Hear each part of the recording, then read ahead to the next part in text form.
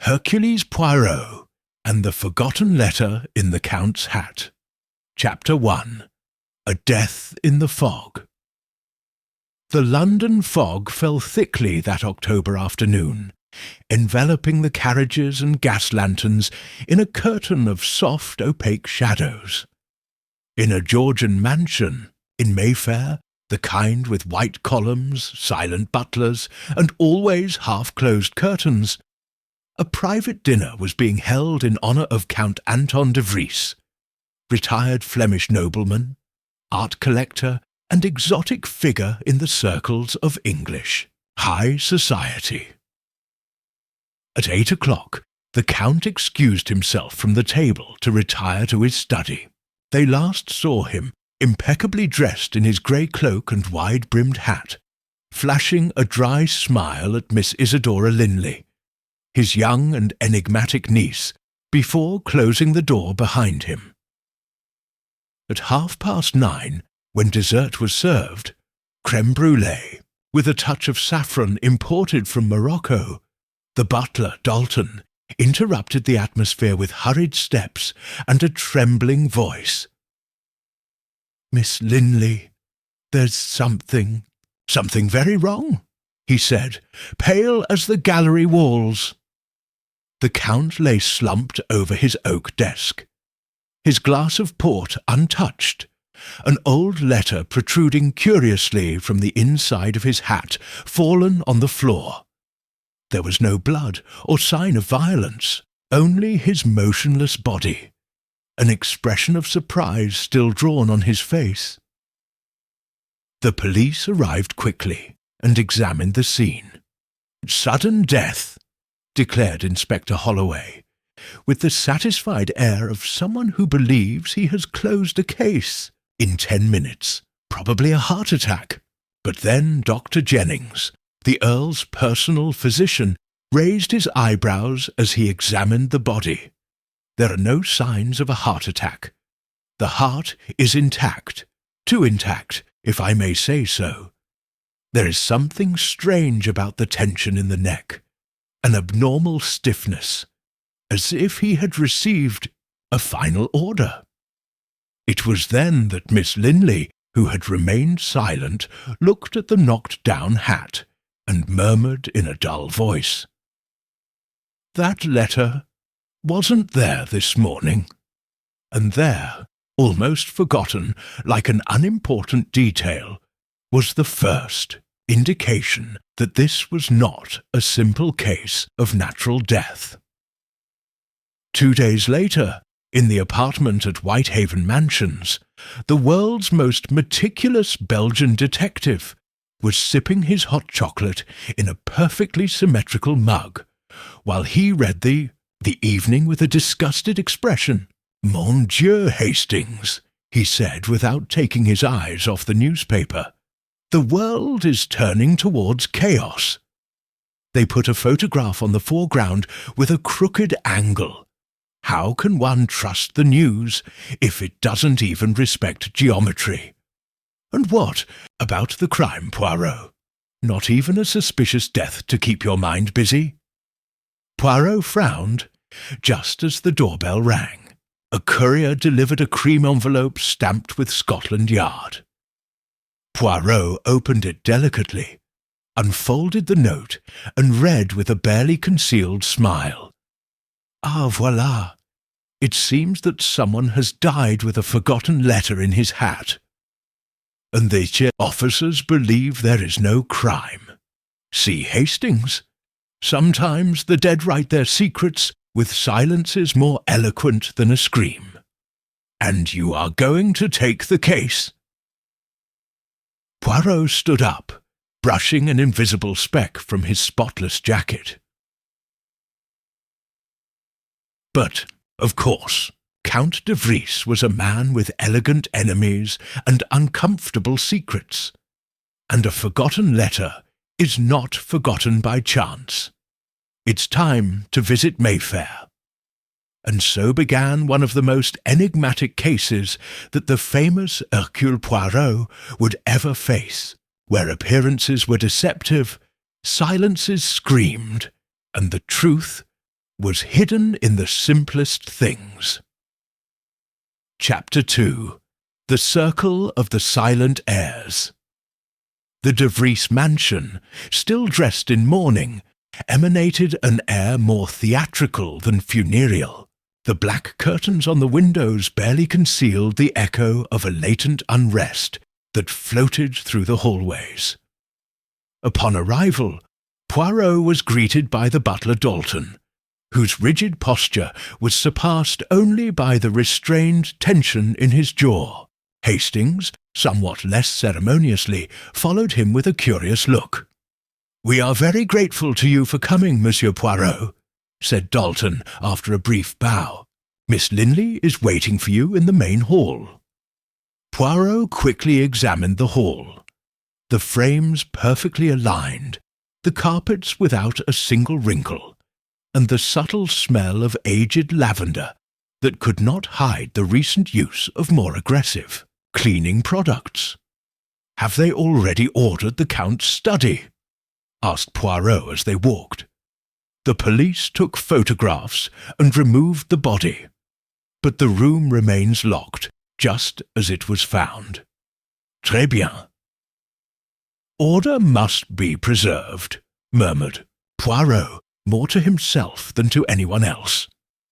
Upon entering the room, the atmosphere tightened like a violin string. 4 figures occupied the velvet armchairs. Miss Isidora Linley, with piercing grey eyes and a composure that suggested more self-control than mourning. Mr. Edwin Greaves, the Earl's personal lawyer, with an expression of perpetual disapproval. Mrs. Madeline Barton, distant cousin and widow of a sugar industrialist. And finally, a young man with a lanky air and restless hands, Leo Brandt, the Count's artistic protégé. "Mr. Poirot," said Isidora, rising, "I don't know if this is murder. Nobody has said it out loud, but there are things that don't add up. The letter, his gesture when leaving dinner, and certain absences. Allow me to understand, mademoiselle. Did the Count leave the table alone? No comments, no tension." "Not quite. He was quieter than usual, and before leaving he whispered something that only I heard." "What did he say?" "He said, 'It finally arrived.'" "And you didn't ask what he meant?" "He did it with a smile that chilled my spine, as if he knew he shouldn't say more." Poirot was silent for a few seconds, looking around at those present. Nobody looked. At him. Nobody moved. "The letter?" said Greaves, his voice dry. "I took it and handed it over to the police. It looked old. The Count kept it among rare books. Somehow it ended up in his hat. But it contained only one sentence. 'Do not forget what you saw in Antwerp.'" Poirot narrowed his eyes. "Antwerp," he repeated softly, as if the word were hanging in the air. "Did anyone here accompany the Count on his last travels?" "No," Madeline Barton said bluntly. Anton had not travelled for years. He said his memories were more reliable than any modern landscape. "And you, Mr. Brandt?" The young artist was startled. "I? No, I never left London. The Count financed my art. He was not his confidant." Poirot nodded slowly. A man like the Count does not keep letters by accident, nor does he drop them into hats without intention. Hastings, have you noticed? The fact that they all have something in common. They know how to measure their words. A useful habit when you have something to hide. Dalton returned, announcing that the study was ready for review. Before leaving, Poirot looked one last time at the 4 assembled. "Qu'est-ce d'en do?" "I will return to speak with each of you in more detail. But remember, It is not the words that reveal the truth, but the moment in which they are chosen. And with that, the little Belgian detective headed towards the place where it had all started. Chapter 3. The Count's Room and the echo of Saffron. Count Anton de Vries's studio was not simply a workroom. It was an exhibition of himself. Crossing the threshold, Poirot paused for a few seconds, watching like a conductor in front of a still silent room. Leather-bound books, antique globes, framed Flemish art, a display case of fountain pens, and at the centre of it all, a massive desk whose surface was as polished as the deceased's manner.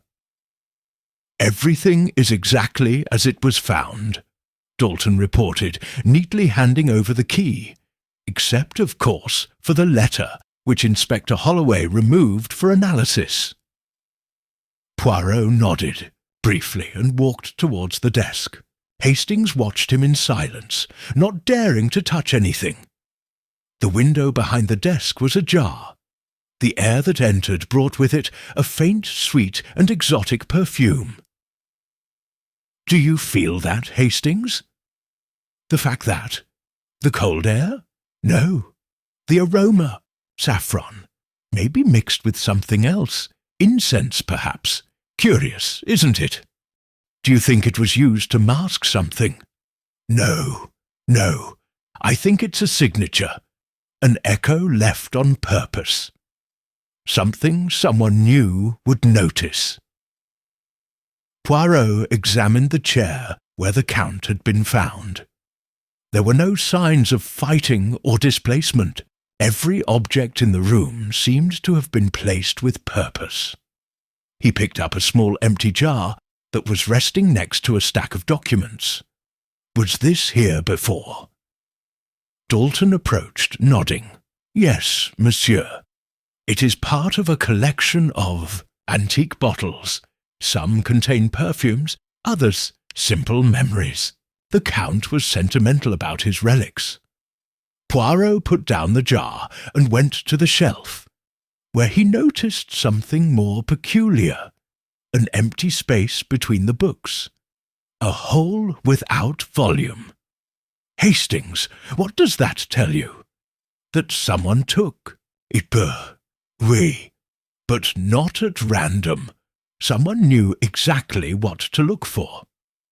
Poirot turned and pointed to the hat that was still in the room, resting with dignity on a side chair. "And that hat?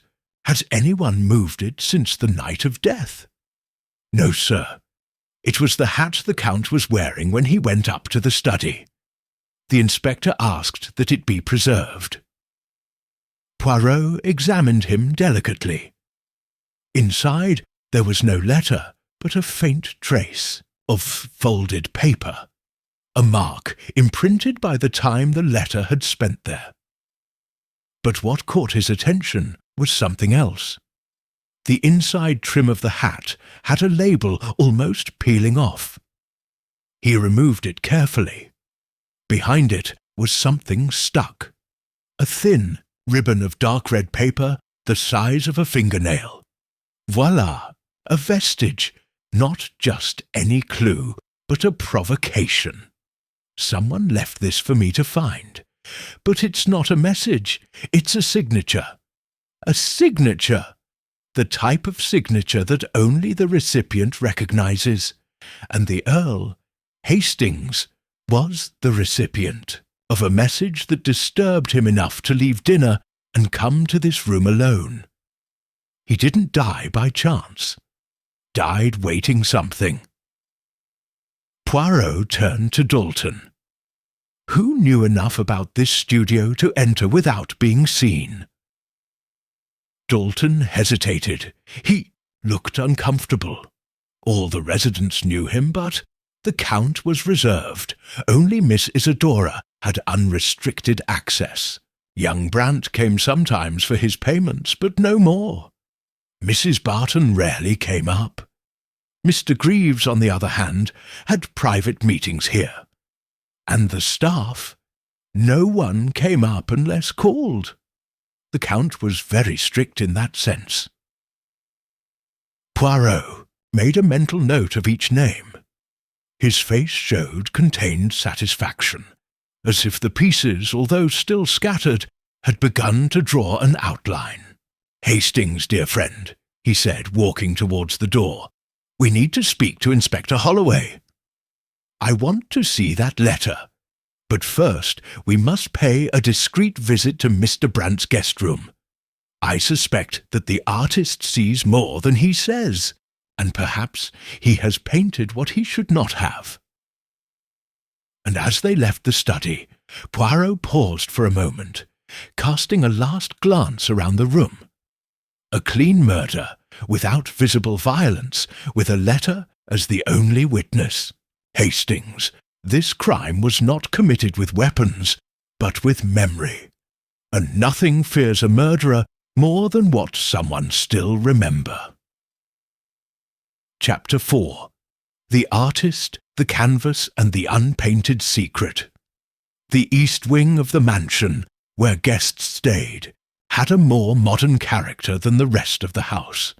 Hallways carpeted in petrol blue, light wood doors, and soft lighting, as if everything was designed not to disturb Leo Brandt's creative concentration. The young artist's room was at the back, with a bronze plaque that simply said "Study." Poirot knocked with his knuckles, and after a few seconds the door opened, revealing Brandt, still with his pigment-stained shirt, and an expression halfway between astonishment and caution. "Et Monsieur Poirot," he said, as if he had already known he would come. "Can I help you?" "Can?" repeated Poirot with a slight bow. "Who knows, but has to, Monsieur Brandt. I just need a few minutes." Brandt stepped aside to let them pass. Inside the studio was controlled chaos. Easels, brushes of all sizes, bottles of turpentine, half-painted canvases, but also order within the disorder. The pigments were separated by shades, the clean palettes on the edge of the sink, and the already dried works covered with linen cloths. "I work best in chaos," Brandt said, noticing Poirot's look. The Count understood it. He said that genius needs disorder to breathe. "And were you breathing well, monsieur, in this room?" Brandt blinked as if the question had a second layer. Then he nodded. "As much as I could. Although, lately, something had changed. The Count became more vigilant, as if he was waiting for someone to come for him." Poirot exchanged a quick glance with Hastings before continuing. "And you, monsieur? Did you feel watched?" Brandt shrugged. "Artists are always observed. Sometimes by the public, sometimes by patrons, sometimes by those who hope we fail." "What do you mean?" "Nothing in particular. But Isidora and Greaves weren't exactly my fans. They believed that I was a whim of the Count, a distraction with no real value." Poirot walked over to one of the covered canvases and lifted the cloth. What he revealed made him barely furrow his eyebrows. An unfinished painting, the Count's study, depicted with photographic precision, but with a notable alteration. In the centre, the figure of the Count, sitting at his desk, looked towards the open window. Above his hat, on the ground, was a letter painted with a crimson glow. "Did you do this before the after of his death?" asked Poirot in a very soft voice. Brandt swallowed. "I started it weeks ago. The Count asked me to paint his study. He said he wanted to preserve his sanctuary in oil. But that part," he pointed to the letter, "I added after his death. It was my way of processing what happened. But he wasn't present when they found him, right? No, I found out later, of course, but Dalton described the scene to me, and the letter." Poirot moved a little closer to the canvas, as if hearing a whisper from the painting itself. "You have a very precise sensitivity, Monsieur Brant. He has captured details that do not appear in police reports. Are you implying that I lied?" "No, no," said Poirot with a calm gesture. "It's just that art sometimes says more than the artist knows he is saying. For example, this letter. He painted it redder than it was described." Because Brant hesitated. "Don't know. It seemed more appropriate, as if colour had a weight that words couldn't convey." Poirot nodded slowly. "And did you notice any strange visitors in the weeks before the Count's death?" "Not visitors as such. But one night I saw him talking to someone in the garden near the greenhouse. I couldn't see the face, but it was a tall figure with a long coat. The conversation was brief, tense. Then the Count entered without saying a word. Did you mention it to anyone?" "No. The Count was a man jealous of his privacy. I respected that." Poirot nodded his thanks. "One last question, Monsieur Brant. What was there in Antwerp?" "Antwerp," the young man repeated, bewildered. "I think it was where the Count lost his wife. In an accident, I think. He never talked about it." Poirot remained silent a moment longer, and then covered the canvas again. "Thank you for your time. It's been eye-opening." As they left the study, Hastings leaned toward Poirot. "Do you think he's lying?" "Not completely. But art, mon ami, is an involuntary confession. And sometimes what's left out of a painting is what matters most." Chapter 5. A Cousin, a Sugar Bowl, and a Forgotten Journey. The afternoon became greyer as they moved towards the south wing of the mansion, where Mrs. Madeline Barton resided, a less travelled, more sombre wing, with family portraits whose gazes seemed to follow the visitors. Poirot walked with his hands joined behind his back, measuring each step with the same precision with which he analysed other people's gestures. Hastings was at his side, still brooding over the artist and his incomplete painting. "Do you think Brant is telling the truth, Poirot?" he asked in a low voice.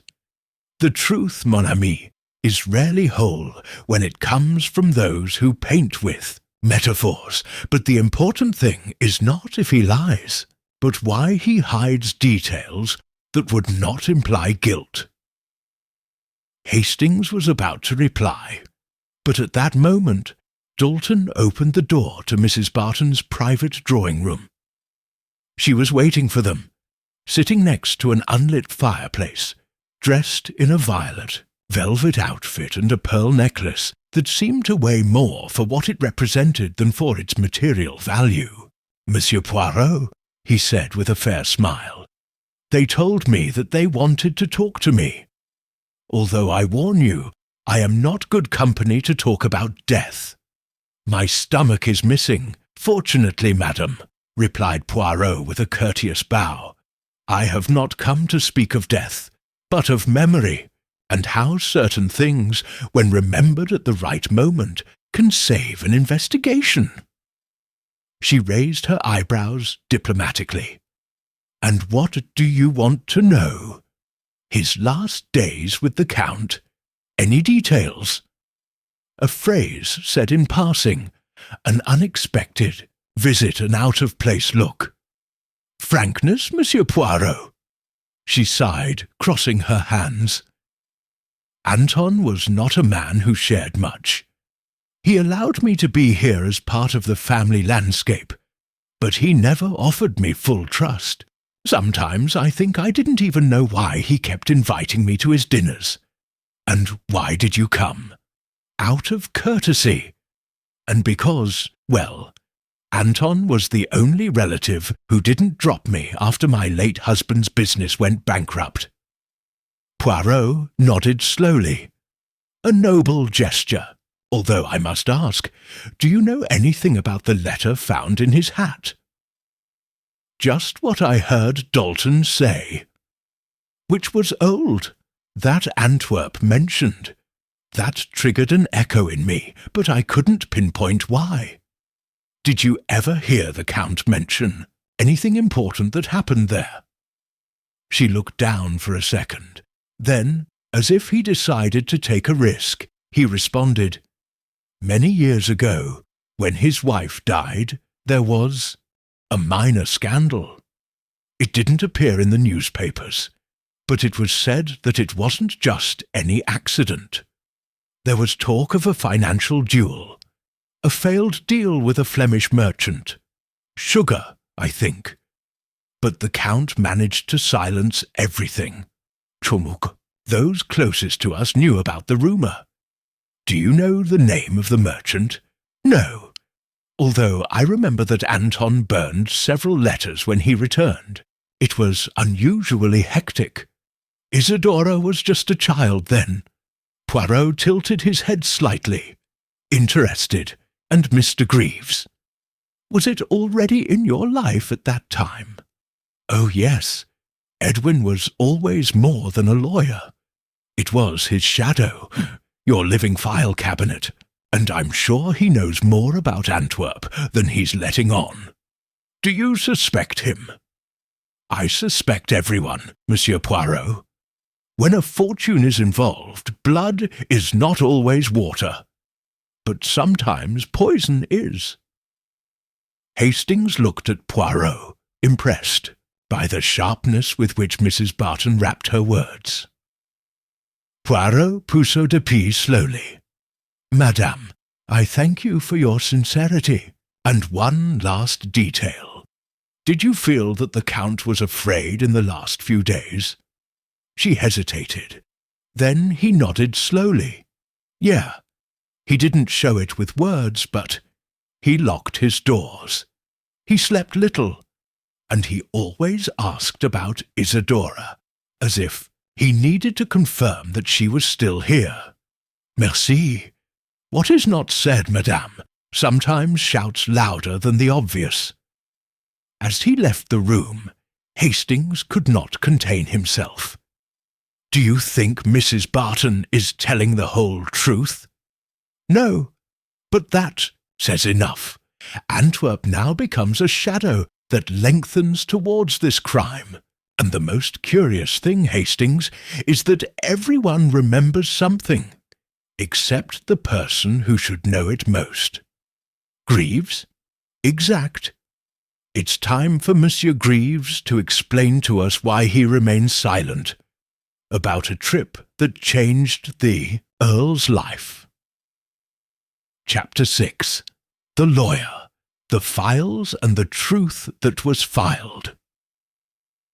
Mr. Edwin Greaves's office was not part of the mansion, but a small adjacent building, connected by a glass-covered hallway that allowed a view of the withered garden.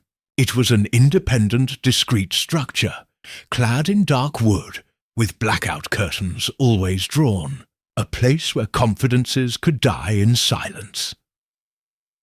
Poirot and Hastings were led by Dalton to the door of the office. This time, the butler did not enter. He simply left the visitors before the solid oak door, as if he preferred not to be present for what was to come. Greaves opened after the second call. He was dressed as always, dark suit, tie perfectly tied, hair as tidy as his bookshelves. His face, dry, square, and without a hint of colour, seemed chiselled by duty.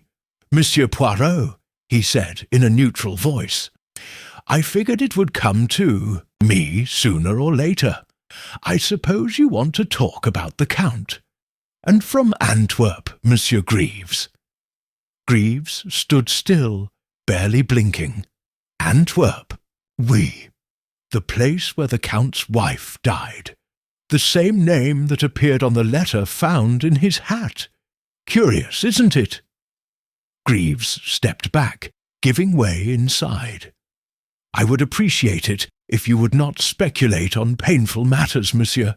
Poirot. Some memories are not worth resurrecting. And yet, said Poirot as he crossed the threshold, memories do not fade away just because one denies them, especially when a crime seems to have sprung from them. The office was as meticulously organized as expected, folders classified by color, dates and surnames. Entire shelves dedicated to wills, others to property records. On the desk, a still wet ink pen rested on a half-written piece of paper. Poirot looked around the room, noticing a locked metal box in the corner. His attention, however, was focused on a portrait hanging behind the desk. It showed an elegant woman with a haughty look and an oval face, Countess Elena de Vries. Was she close to her? Asked Poirot, without turning. Enough, Greaves answered after a brief silence. Although, like everything in the Count's life, there was distance. It was not a conventional marriage. Poirot turned to him. What happened in Antwerp, Mr. Greaves? Oh dear, accident. A drive along the coast. The Count survived, she did not. That's all. And the rumours of a failed trade deal? From a Flemish merchant who demanded compensation? Greaves pursed his lips. Those rumours were nothing more than that. Rumours. Envy. Business gossip. Anton was a man with enemies, but none capable of pushing him to such a tragedy. Poirot took a step closer, his tone becoming subtly more incisive. And what did the letters that the Count burned when he returned from that trip contain? Greaves looked at him for a moment, and for the first time there was a crack in his face. Something tensed behind his eyes. I have no evidence of those letters. But I was with him then, right? Silence. Then, slowly, Greaves nodded. Yeah, was. I accompanied him to Antwerp on business, but also to accompany him in his grief. There was a letter, just one, handwritten, without signature. What you saw, don't forget. Some day you will have to remember it. The Count kept it in an old book in his private library. He never mentioned her again. And that book, he disappeared years ago. Maybe he destroyed it. Maybe someone else took it. Poirot walked towards the metal box and pointed to it. Can? Greaves hesitated, but finally nodded. He took a small key from his vest, inserted it, and opened the box. Inside were yellowed folders, property records, contracts. But among them, Poirot produced a document folded more carefully than the others. He opened it and read it silently. Then he folded it again and returned it. Interesting. The Count modified his will 3 months ago. He increased his niece's inheritance, but added a clause. If she died suddenly or under dubious circumstances, the entire inheritance was frozen until her cause of death was legally resolved. Greaves did not respond. Poirot turned to Hastings, who was watching everything in silence. See, Hastings? Even in death, the Count continued to play forecasts. I knew something was coming. Not when, not how, but yes who. And you know it too? Poirot smiled faintly. Not yet, but I know what's missing. The connection between Antwerp and this mansion. And that, mon ami, we will find it not among papers, but in the emotions that the survivors have tried to hide. and with a slight nod, he said goodbye to Greaves, leaving the lawyer alone in his tower of secrets. Chapter 7. Isidora, the Inheritance, and the Face Beneath the Mist. Night had fallen on Mayfair with the stealth of a black cat, and the De Vries mansion seemed more closed in on itself than ever. From the large window in the main living room, the warm light from the chandeliers filtered weakly, drawing elongated figures on the walls, as if the shadows were listening to the whispers of the living. Poirot requested to see Miss Isidora Linley again. The young woman agreed without reluctance, although her face, so serene the day before, now seemed marked by barely concealed attention. She appeared in a midnight blue dress. No jewellery, no adornments. Only his expression spoke, and he did so quietly. "Do you wish to question me formally, Monsieur Poirot?"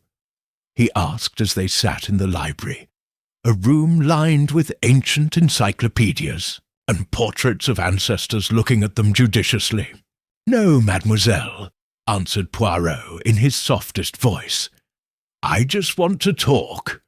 Interrogations are for those who hide truths. You, on the other hand, seem to be waiting for something. Maybe a revelation." She didn't respond immediately. He limited himself to observing the fire, as if he were searching for words in its flames. "My uncle was not an easy man. He educated me with correctness, with order, with distance. But he also protected me. He never told me who against." Poirot inclined his head slightly. "Did he have enemies? Don't know. But he acted as if that were the case. I checked the windows at night. I kept the letters locked up. It wasn't paranoia. It was strategy, as if he were playing a chess game that the rest of us didn't know was in progress." "And do you think that game is over?" "No," she said with a sigh. "I feel like it's just beginning." Poirot watched her for a few more seconds before speaking. "Mademoiselle, your uncle recently modified his will. You were to receive the majority of the inheritance, unless your death was considered doubtful. Then everything would be frozen." She looked up, surprised. "Does that say the will?" "Exactly. Did you know it?" "No, he never talked to me about those things." "Were you surprised to be named main heir?" "Yes and no. It was his only real family, but I always thought he would end up leaving his fortune to a museum or a library, or to some Belgian artistic preservation foundation." Poirot nodded. "And yet he left you. That tells me that beyond his secretive nature, he trusted you, or wanted to make sure something got into your hands." She frowned slightly. "Something like what? A truth? A forgotten fragment of his past? Or a threat he couldn't face alone? Do you think someone killed him?" Poirot calmly intertwined his fingers. "I don't believe it at sea. There are no physical signs, but there are mental signs. The Count did not die in peace. Died waiting for something, fearing something. And his behaviour the previous days confirms it. The hat, the letter, the expression on his face." Isidora leaned back, her eyes half closed. "And you think I have the key? I think everyone has a piece, but only you were close enough to the Count to have heard, or seen, something that you did not understand at the time." She was silent for several seconds. Then, as if a thread of memory began to pull on itself, he said, 2 nights before he died, I heard him talking on the phone. It was not a common call. He used a tone I had never heard from him before. Low, urgent. He said, "I warned you not to bring him here, and then, if she sees it, everything will be over." She? Yeah, that's what caught my attention. I thought he was talking about me, but I don't. No. Poirot rose slowly and began to walk through the library. His walk short, methodical, almost musical. "And did you see anyone strange in the house that day?" "No, although, now that you mention it, when I went out to the garden to get some air, I thought I saw someone behind the bushes near the greenhouse. I didn't get close. I thought it was one of the gardeners. It wasn't." "How do you know?"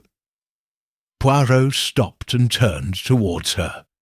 "Because the same man was seen by Mr. Brant days before, a tall figure with a long coat, mysterious, silent, and it was not announced by the staff." Isidora paled. "Do you think he came back?" "Not only did he come back, mademoiselle, I am convinced that it never completely left. He hid. Wait, and he made sure that the Count will remember what he had promised to forget."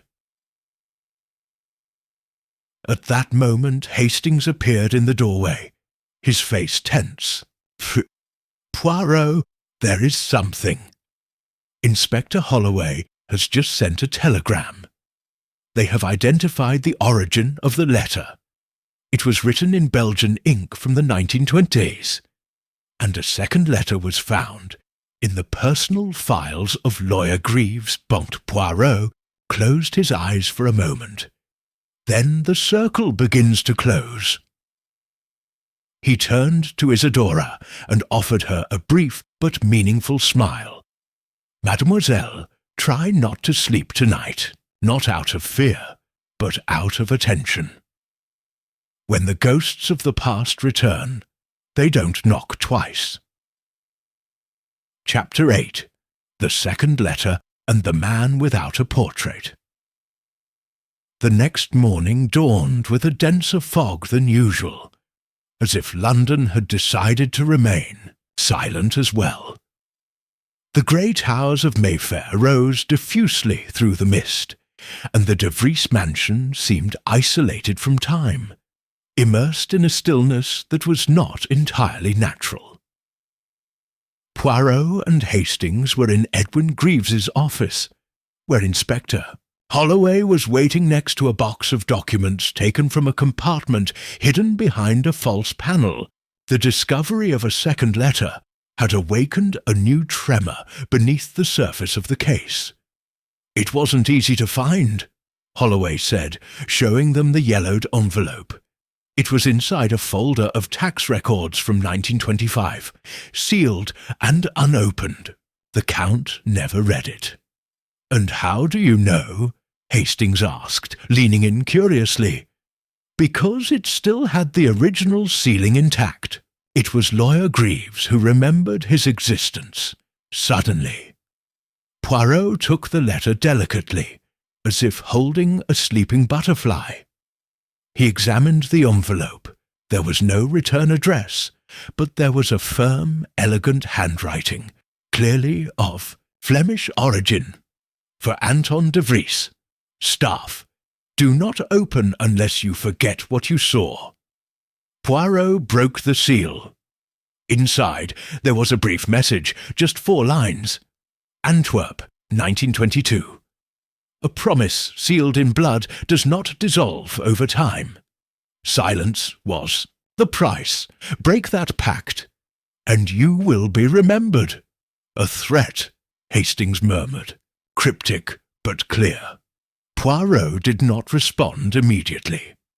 He read the letter again, this time quietly, as if the words took another form when spoken. Then, without looking up, he said, "Where is Greaves now?" "In his office, waiting for us," Holloway replied. "Good. Before I see it, I want you to take me to the family archive. There's something we haven't seen yet, or rather, someone. The archive was located in the north wing, in a basement set up to preserve old documents, photographs, and certificates. Dalton led them through, flashlight in hand, revealing shelves of rotted wood and metal filing cabinets, with labels that fell apart when touched. The Count kept this orderly, the butler said in a low voice, but he rarely came down. Only Greaves came often and discreetly. Poirot went straight to the photographic album section, pulling out one from the 1920s. He opened it on a table and turned the pages with precise speed. Portraits of dinners, trips, diplomatic receptions, and then among the photos of Antwerp, a sepia image caught his attention.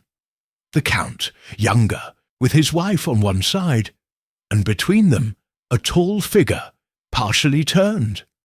The face was barely visible, almost erased by time or design. A man without a name. A man without a face. "This is him," said Poirot. "Who?" Hastings asked. "The garden visitor. The man the Count feared. The same one Isidora saw in the fog, and, I suspect, the author of both letters." Poirot removed the photograph from the album and held it up to the light. The framing was intentional. It was cut by someone, but not completely, as if the Count couldn't destroy the image, only hide it. "And who is it?" Hastings insisted. Poirot put the photograph in the inside pocket of his jacket. A former partner, or a former enemy. Possibly both. But his name is not written on any document, because it does not need to be. Some names are only said in whispers. Returning to Greaves's office, they found him standing by the window, his expression composed, but his fingers clenched on the edge of his cane. "The letter?" he asked without turning around. "We have read it," answered Poirot, "and I suppose you already have a theory. I have more than that. I have a face, or what's left of it." Poirot placed the photograph on the desk. Greaves looked at her for just a second before closing his eyes. "I didn't think Anton kept it. And yet he did it, maybe because of guilt, maybe out of fear. Who is this man?" Greaves hesitated. Then, as if deciding that silence was no longer a safe haven, he spoke. His name was Willem de Bruyne, Flemish merchant, close friend of the Count, and his wife. The three of them shared more than was prudent. A trip to Antwerp, a discussion, a death, and a pact to bury the matter. What kind of pact? Willem swore not to reveal the truth if the Count gave up certain businesses. But something happened. Anton broke the deal, maybe out of greed, maybe out of revenge. Since then, he lived, waiting for Willem to return. And he came back. Greaves nodded, barely perceptible. A week before his death, he showed up here at night. He demanded that Anton make a document public, or he would die, knowing that he had not complied with it. What document? A confession, written years ago. I hid it. The Count never dared to sign it, and Willem knew it. Poirot took a step towards him, his voice lower and sharper. "And you, monsieur, did you help him die?" Greaves looked up, cold as marble. "No, but I didn't save him either." Poirot watched in silence. Then, with a slight movement of his head, he murmured, "Then you are not the murderer." But you are, perhaps, the only living witness of what really killed the Count, the past that never dies. Chapter 9. The Greenhouse, the Pearls, and the Memory that was not theirs. The greenhouse of the De Vries mansion was at the back of the garden, surrounded by tall hedges and forgotten by almost everyone, except for the vines that still clung to its iron and glass structure as if guarding a secret. Poirot asked that no one accompany him except Hastings, insisting that some spaces needed silence to speak. It was midday, but the fog still clung to the ground. The greenhouse door creaked open, revealing a damp, warm interior, filled with broken pots, rusty tools, and plants that, despite neglect, clung stubbornly to life. "Do you think we'll find something here?" Hastings asked, picking his way through dry branches. "No, mon ami. See that something was hidden here. The Count came every week, alone. Dalton thought it was nostalgia, but the Earl didn't grow flowers. He grew memories." Poirot examined the tiled floor, the workbench, the shelves. He crouched down next to a pile of compost sacks and removed a fallen flower pot. Below, a small trunk of aged wood, covered by a dirty canvas. "Voilà," he said with a barely contained smile. The trunk was unlocked. Inside, carefully wrapped in linen cloth, was a blue velvet box. Poirot opened it slowly. Inside, a grey pearl necklace of unmistakable rarity. "Jewellery," Hastings murmured. "What's the point of that?" Poirot did not answer. He lifted the necklace and examined it against the light.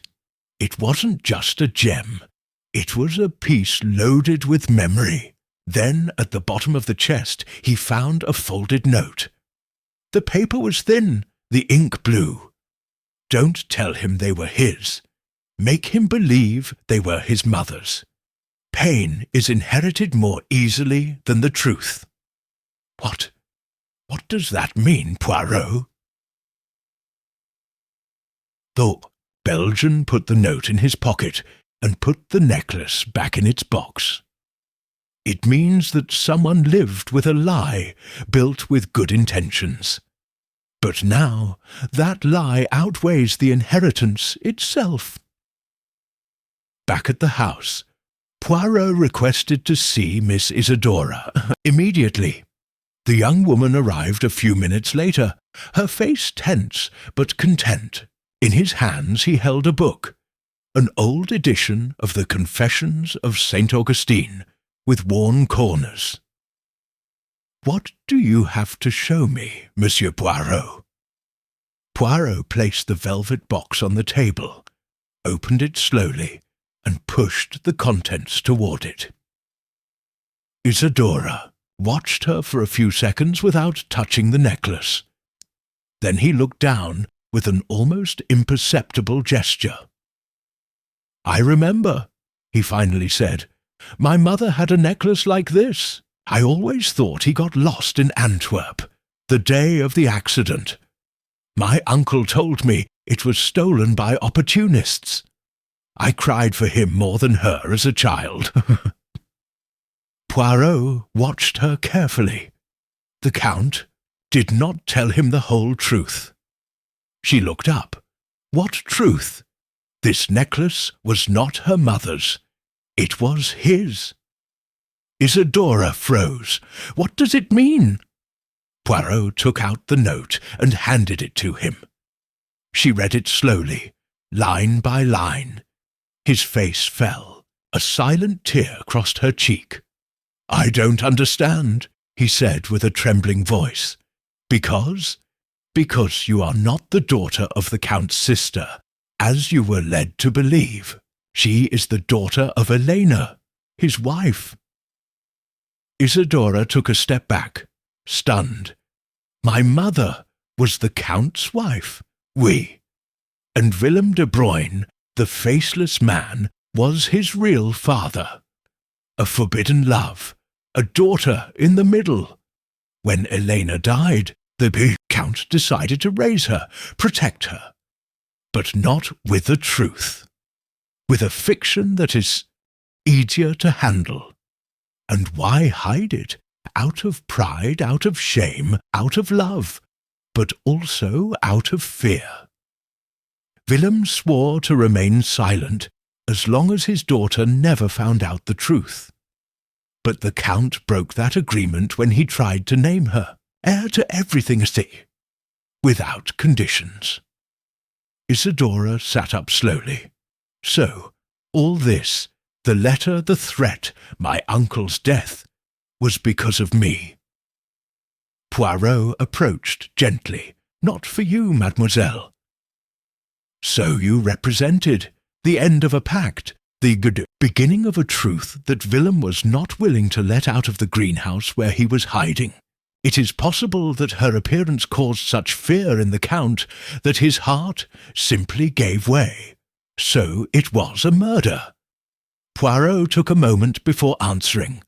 Not with weapons, not with poison, but yes, with words, memories, silences. Fear can kill as effectively as steel, and sometimes even more. Isidora closed the box with trembling hands. What do I do with this? Whatever your heart dictates, mademoiselle. Some inherit wealth, others inherit truths. Both can be heavy, but only one can free it. Isidora stood there, motionless, while Poirot and Hastings left in silence, crossing the mist-covered garden. The greenhouse, from a distance, seemed smaller now, almost a locked music box. Chapter 10. The Final Meeting and the Name Nobody Wanted to Say. At 6 o'clock in the afternoon, as he had announced, Poirot requested that all those involved assemble in the great hall of the de Vries mansion. The sky, on the other side of the windows, had already turned charcoal grey, and the burning fireplace threw sparkles that trembled in the eyes of those present. Isidora Linley sat with a serene face, but her clasped hands betrayed an internal tension that had not yet been tamed. To his left, Leo Brandt tapped his fingers softly on his knee. Greaves stood with his arms crossed, as rigid as ever, while Madeline Barton, dressed this time in absolute black and a lace shawl, watched everyone with an analytical gaze. Poirot, standing in front of them, paced with measured steps, his silhouette projected on the upholstered walls of the drawing-room. "Mesdames, messieurs," he began in a clear but slow voice, "the time has come. You have all offered half-truths, and each one, like a broken mirror, has reflected only part of the picture. But now let me put the fragments together. Because, as you know, a murder may have no traces or blood, but it always leaves a shadow." Nobody spoke. Poirot turned to Isidora. The letter in the Count's hat was the last warning, and the necklace hidden in the greenhouse the last confession. Mademoiselle, you were the hidden centre of this mystery without knowing it, the heir not to a fortune, but to a pact sealed between three people more than 20 years ago. Isidora swallowed, and what caused his death? The fear, the unbearable weight of a returned threat. The Count saw Willem de Bruyne again, the man who swore never to reveal the truth. But it didn't come with violence. Wine with presence. It was seen. He let himself be remembered, and that was enough. The Count knew that you would discover the truth, and he was not prepared for that. The heart that he cared for so much failed. So it was a natural death, Greaves said coldly. "It was a psychological crime," replied Poirot, "and you, monsieur, allowed it. I knew that Willem had returned. He knew that he had a second letter in his possession, and yet he did not intervene. Because?" Greaves kept his gaze downcast. "Because the Count ordered me not to. He asked me to face him alone, that if it was his time, it would be worthy. It was not dignified, monsieur. It was silent, and dignity does not dwell in silence, but in truth." Poirot now turned to Leo Brandt. "And you, monsieur, painted more than you should have. His study painting revealed a scene he did not witness, but understood better than anyone. You suspected before everyone else." "Why didn't he speak?" The young man shrugged his shoulders. "I thought they were just intuitions." "The Count was elusive, and I'm an artist, not a detective. Maybe, but his brushes understood before his words. I respect him for that. Still, he hid his vision." Then Poirot addressed Mrs. Barton. "And you, madam, who seemed so distant from everything, knew more about the history of Antwerp than you admitted. You knew Willem, isn't it?" The woman raised her chin slightly. "Yeah, I met him. Once, years ago, in Antwerp. He warned me that one day he would come to claim what belonged to him. But I thought he was talking about money, not a daughter. It was not a financial warning, madam. It was emotional. The Count decided to hide Isidora's origin, and you helped sustain that fiction with your silence." Madeleine tensed, but did not reply. Poirot turned slowly towards the fire, and then looked back at the assembled group. "There is no traditional murderer here. There is no murder weapon or direct economic motive. But there is a crime of memory, an identity crime. Count de Vries was a victim of his own secrets. The fear of losing control led him to hide the truth, and that same fear, rekindled by Willem's appearance, was his sentence."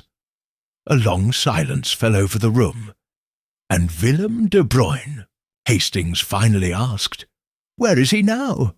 Poirot took a small notebook out of his pocket. Scotland Yard located him this morning in a boarding house near the Thames. Sick, disoriented, without documents. It seems that he came to close a cycle, not to commit a crime. He will be questioned, but I doubt the law can touch him." Isidora stood up slowly. "So, what's left?" Poirot looked at her kindly. "The freedom to choose. You are no longer tied to the shadows of others. You can claim your name or create a new one.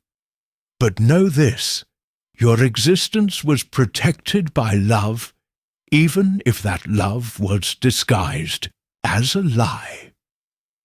She nodded with unshed tears, and then left the room in silence. Poirot watched him go, straight as a figure who has finished his part in an ancient tragedy. Then he turned to the others. "The crime has been solved, but it will not be justice that punishes this time, but memory." Chapter 11. A cup, a date, and the last grey cells. 2 days after the revelation in the Great Hall, London returned to its indifferent routine. The fog no longer clung as stubbornly, and the carriages moved more quickly through the damp streets of Mayfair. But at Whitehaven Mansions, the calm was even more visible. The calm of a mind that had concluded a long, emotionally charged puzzle. Poirot, sitting in his favourite armchair, held a porcelain cup with his favourite infusion, Not tea, of course, but a specific blend of Belgian chamomile and orange peel, which he could only get in a small discreet import shop. Hastings, with a copy of the Times on his knees, he watched him from the other chair. "It still seems strange to me, Poirot. A case without a clear culprit, without trial, without scandal. Is this how it ends?" "Mon ami," replied Poirot, without taking his eyes off his cup, "not all crimes need a cell to find justice. Sometimes the truth is punishment enough. And what will happen to Isidora?" Poirot set the cup down with millimetric precision on the saucer. "He has decided to renounce the inheritance. She is selling the mansion and has requested asylum in a retirement convent in the south of France. Not as a religious, but as someone who needs silence to rebuild herself. Willem de Bruyne? He will be deported to Belgium. He is sick. He is no longer a threat." In his handwritten confession to Inspector Holloway, he admitted that he never planned to kill the Earl. "I just wanted him to tell the truth.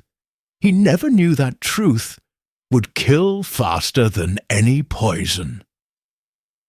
Hastings nodded, thoughtfully. "And the lawyer? Greaves?" Poirot shrugged. "He will return to his roles, his contracts and his discipline, but it will carry with it an invisible crack, knowing that he could have prevented a tragedy, and decided not to intervene." "And Mrs. Barton?" "Ah, the silent cousin. He will receive his frozen share of the inheritance once everything is resolved. But he has already gone to Vienna. He assures that he wants to start a new life between scores and concerts. Maybe he will stop hiding in the black of lace." Poirot got up and walked to the window. In the distance, a figure crossed the sidewalk with a quick step. A child selling flowers under his arm, dodging puddles like someone learning to survive with grace. "You know, Hastings?" said Poirot without turning. "This case was different. I didn't solve it with logic alone. It was with the emotions of others and my own. Feelings, when understood well, are maps. And this crime was traced with the contours of fear, guilt, and devotion. Sometimes I'm surprised that a man as rational as you talks about feelings like that."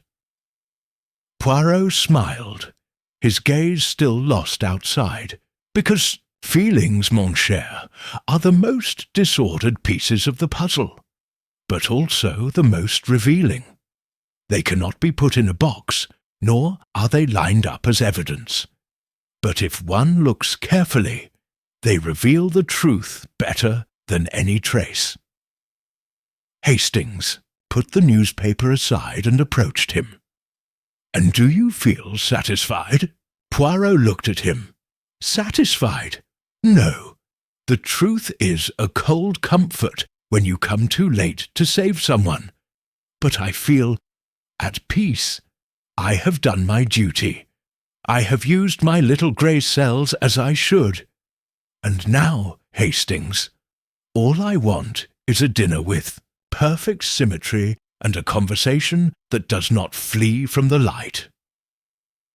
Just then, the doorbell rang. Poirot raised an eyebrow. "Are you waiting for someone?" Hastings asked. "No. And you?" "Neither." Poirot walked cautiously to the door and opened it. A cream envelope, without a stamp or address, lay on the floor. He took it, turned it. It was written in fine calligraphy. "For those who still listen to what others are silent." Poirot opened it. Inside, a card with just one phrase. "Some promises don't end with a death. We'll see each other soon." Hastings looked at him, perplexed. A threat? Poirot closed the envelope slowly. "No, a warning, and with a slight smile, more thoughtful than satisfied, he turned to his friend. "Hastings, perhaps we should postpone the symmetrical dinner. The game is not over yet." Chapter 12. The Voice from Antwerp. The next morning, Poirot appeared at the Belgian embassy with his ebony cane and a more reserved expression than usual. He had slept little, not out of concern, but out of something more concrete, the feeling that the case had not been completely closed. The anonymous card left on his door the night before was no dramatic flourish. It was, as he himself said, a warning, and Poirot never ignored a warning. The consul received him with the expected ceremony, and after the appropriate courtesies, led him to a diplomatic archives room. There, with the help of a nervous young archivist, they reviewed documents related to Willem de Bruyn Poirot, examined import contracts, faded photographs, minutes of business meetings. But it was a letter, classified as a private diplomatic communication, that gave him pause. It was addressed to a consular official in Antwerp, dated 1923, and signed by a certain Auguste Van Cleef. The text was brief. As suspected, Anton de Vries has returned to Belgium, not on business, but to recover a document. The accident was convenient, the silence bought, but the other man still lives, and he has not forgotten. Poirot leaned over the page as if he could read between the lines. A document, an accident, a bought silence, Hastings, he murmured, as he copied the letter. This wasn't just a crime of emotions. It was also an unfinished story. For decades, back in London, Poirot requested access to the de Vries family's property records. After a call to a trusted notary, he received a folder sealed with the discretion that only high society knows how to maintain, even in the face of suspicion. Among deeds, wills and clauses, he found what he was looking for: a property in Antwerp, still in force, still without an assigned heir. An old building next to the port, acquired in 1921, and a legal annex in small print. Document kept in chest 3A, delivered only with the joint signature of Anton de Vries and Willem de Bruyn. Poirot stopped. That was the centre, the root of fear, of the pact, of crime without a weapon. A chest that was never opened. Because to open it, both had to agree. And now, one was dead. What was inside, said Poirot in a low voice, has no longer any legal value, but its existence continues to threaten the living. That afternoon, Poirot met Inspector Holloway at Scotland Yard. Willem de Bruyn, still under medical observation, had received anonymous visitors during the night. Not family, not known, nobody wanted to leave a name, just a hooded figure who left a note. What you hid in Antwerp will not disappear with you. Your daughter still does not know everything.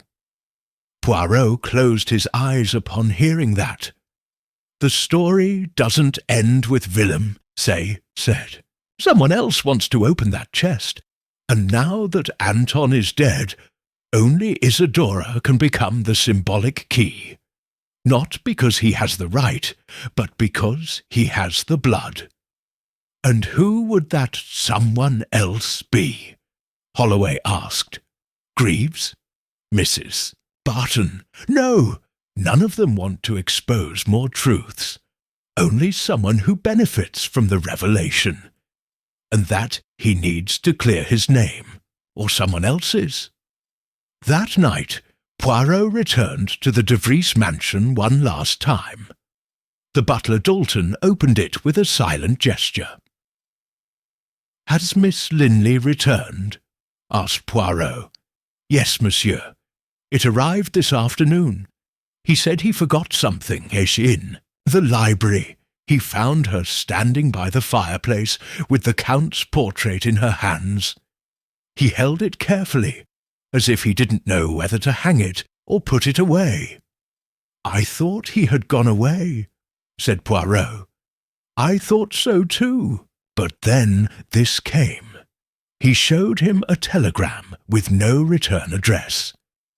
He said he had to open the Antwerp chest, that there was the proof that I am not an illegitimate daughter, but a legitimate heir, from Willem, not from the Count. Poirot took the telegram, read it carefully, and then folded it. "Do you believe it?" "Don't know. All I know is that I don't know what to believe any more." Poirot sat down and invited her to do the same. "Mademoiselle, there are truths that liberate and truths that poison. Perhaps inside that chest there is nothing more than a never-signed will, or a forgotten photograph, or a letter that both men decided to bury. Do you really want to open it?" She hesitated. Then he shook his head slowly. "No, not for now." Poirot smiled. "Wise decision. Curiosity may be noble, but peace is rarer." He stood up, bowed slightly, and walked towards the door. Before leaving, he said, "If one day you decide to open it, don't do it alone." Isidora nodded. "What if no one wants to come with me?" Poirot stopped. "Then call me. I still have strength, and some grey cells reserved for what Antwerp hasn't said yet." End Chapter 13. The Echo of Truth and the Last Deduction. The night was clear for the first time in weeks. No fog, no rain, just a thick, dark sky over London. In his apartment at Whitehaven Mansions, Poirot stood at his desk, hands clasped behind his back, staring at a carefully unfolded letter. It was not a new threat, nor an urgent telegram. It was the certified copy of the document contained in chest 3A in Antwerp, finally opened by the Belgian authorities at the joint request of Isidora and the embassy, with Poirot as a legal witness. Hastings, sitting opposite him, was reading the official summary for the third time. So, Willem de Bruyn was never Isidora's father. "Non," said Poirot, with a touch of solemnity. The document was a confession written by Willem himself, signed and dated 1922. It clearly stated that he wanted pretend to be a father, but he wasn't. The truth, mon ami, is that Count Anton de Vries was his real father from the beginning. Hastings's eyes widened. But what about that whole story of the secret romance, of the pact, of the necklace, of the fear of the truth? Poirot nodded. It was all true, but misinterpreted. Willem and Elena were lovers once, yes. But by the time Isidora was born, their relationship had already ended. It was the Count who raised her, and who fathered the girl. However, after Elena's death, he could not bear to carry the guilt of having failed in his marriage. So he let everyone believe otherwise, including Willem. Exact. The Count allowed Willem to believe that he was the father. He let her live in that lie, because it served to keep Isidora safe from the enemies of her family name. Willem, moved, swore to protect that secret. But as the years passed, the guilt mutated. When he saw that Isidora was going to receive the de Vries fortune, he wanted to reveal it, not out of justice, but out of pride. Hastings rubbed his forehead. So, the letter in the hat. One last reminder. A warning that activated all of the Count's old fears. It wasn't the content of the letter that killed him. It was what it represented. It was the weight of living too long hidden behind convenient fictions. Poirot walked slowly towards the window. And the irony, mon ami, is that Isidora was always the legitimate heir. Willem did not want to destroy it. He wanted to make her his, but only with words. And Greaves, did you know it? I was suspicious. He remembered details, but I didn't have the document. His fault was not conspiring, but allowing the lie to grow, because it was easier. Hastings sighed deeply. Then the case is closed. Poirot turned with a half-smile.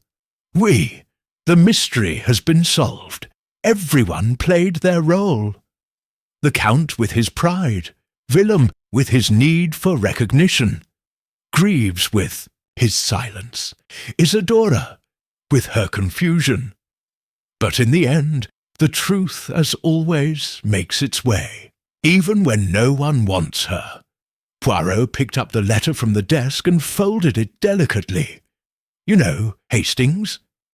In this case, there were no culprits to be hanged, no treacherous wives, no greedy heirs who pushed anyone down the stairs. But there was a very real victim, identity.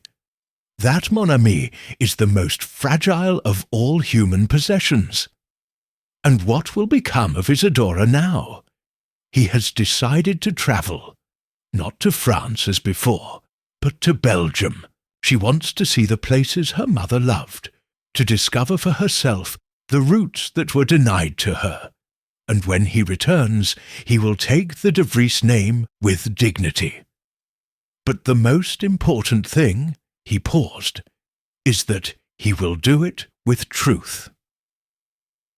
Hastings stood, nodding respectfully. It was a curious case, Poirot. Distinct. More human, perhaps, and sadder, because in the end, there is no crime quieter than living a lifetime denying oneself. At this moment, a night breeze crossed the room from the half-open window. Poirot approached and closed it with precision, ensuring that everything was in perfect order. Then he sat down, adjusted the crease of his pants, and crossed his fingers in front of him. Now, Hastings, it would be very nice to enjoy a dinner with symmetrical tableware, a little soft music, and not a single more letter under a hat. Hastings smiled. Finally, a night without enigmas? Poirot raised an eyebrow. Non, mon ami, just a night's break. Because enigmas, like ghosts, always return.